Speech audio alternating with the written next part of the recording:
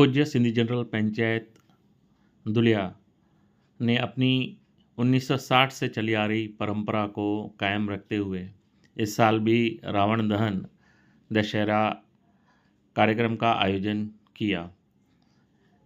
पूज्य सिंधी जनरल पंचायत के अध्यक्ष माननीय श्री गुलशन उदासी के नेतृत्व में नौजवानों ने अपने परिश्रम से तथा अपने हाथों से 60 फुट रावण की प्रतिमा को तैयार किया।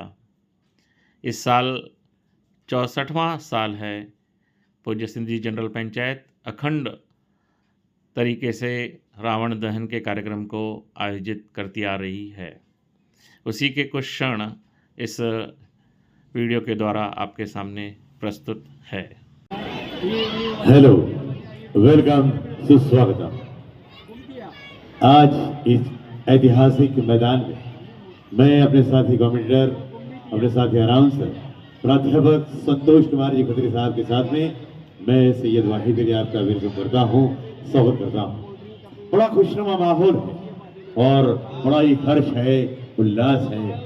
हर साल की तरह इस साल भी जश्न मनाया जा रहा है और तूफान पब्लिक का यहाँ पर अब रेल हो रही है।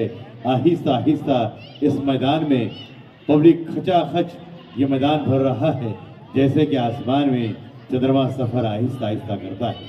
बस कुछ ही मिनटों के बाद में यहाँ पे रावण दहन होगा और ये ऐतिहासिक मैदान में आज का जो रावण दहन का प्रोग्राम होने जा रहा है, इसे 64 वर्ष आज के दिन पूरे हो रहे हैं। तो आइए इस समय आप सभी का वेलकम करते हुए मैं आपका दोबारा बार बार वेलकम कर रहा हूं। साथ में है प्राध्यापक संतोष कुमार जी खत्री साहब। बोल सियावर रामचंद्र की, बोल सियावर रामचंद्र की। मी सर्व धुळेकरांचं आणि श्रीराम प्रेमींचं सिंधी समाजाच्या वतीने सहर्ष स्वागत करीत आहे।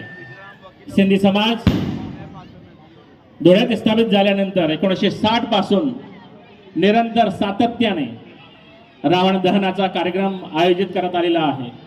या रावण दहनाच्या कार्यक्रमाला धुळ्यातील प्रशासकीय अधिकारी, राजकीय अधिकारी या सगळ्यांना आमंत्रित करून आम्ही मोठ्या जल्लोषाने हा रावण दहनाचा कार्यक्रम आयोजित करतो। तेव्हा सगळ्यांना सांगण्यास आनंद होतो की सिंधी समाजाने धुळ्यात येऊनच फक्त रावण दहन किंवा विजयादशमी साजरी केलेली नाही, तर अखंड भारत असताना सिंधमध्ये सुद्धा सिंधी समाज रावण दहनाचा कार्यक्रम आयोजित करत होता, विजयादशमीचा कार्यक्रम आयोजित करत होता। ही परंपरा प्राचीन काळापासून सिंधी समाज अव्याहतपणे साजरी करत आहे।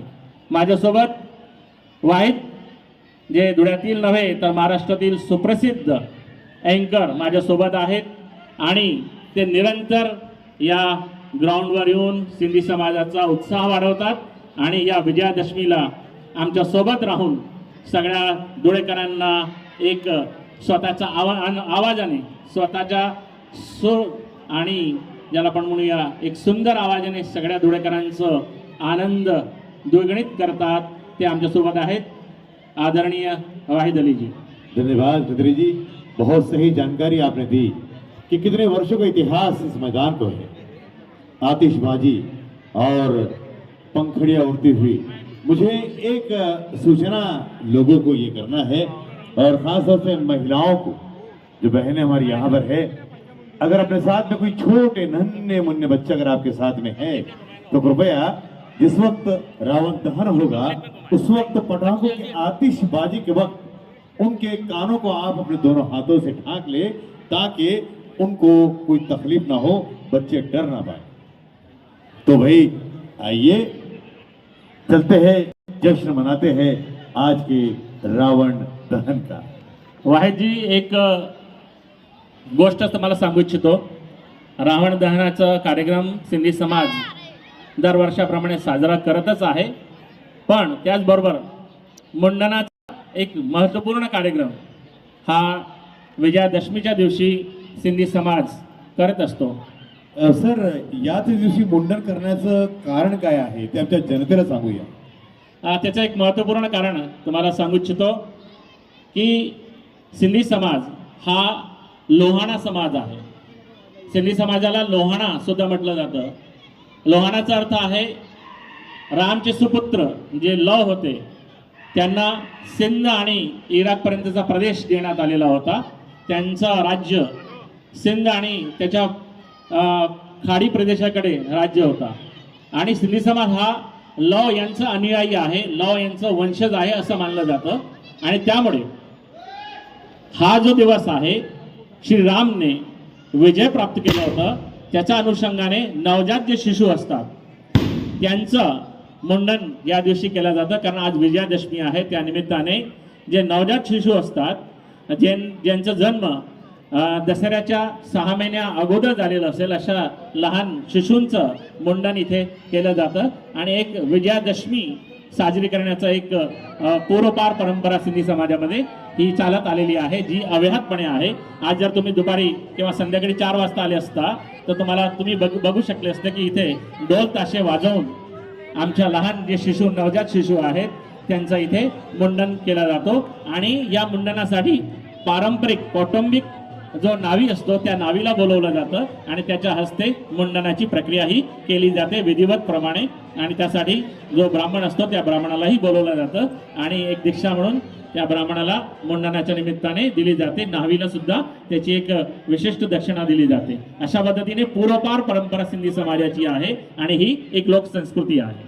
धन्यवाद, बहुत सुंदर माहिती. फिर मिलेंगे थोड़ा सा ब्रेक के बाद में और शेखर साउंड शुरू कीजिए अपनी आवाज. रावणाच्या प्रतिमेची पूजन करून रावण दहनाचा कार्यक्रम आहे तो पूर्ण करायचा आहे. सगळ्या डोळेकरांना विनंती आहे, पाहुणे रावणाच्या प्रतिमेकडे चालले आहेत. जे रावणाच्या प्रतिमेच्या आत आहेत त्यांनी सगळ्यांनी बाहेर निघायचं आहे. चंद्र की सर्वांनी स्वतःच्या मोबाईलची लाईट ऑन करायची आहे. सर्वांनी स्वतःच्या मोबाईलची लाईट ऑन करायची आहे. बोल सियावर रामचंद्र की, बोल सियावर रामचंद्र की, सियावर रामचंद्र की. सर्वप्रथम पुरुष मंडळींनी मैदान सोडायचं आहे, महिलांनी तिथेच उभं राहायचं आहे. कोणीही निघताना काय गर्दी करू नये. सर्वप्रथम पुरुष मंडळी मैदान सोडतील.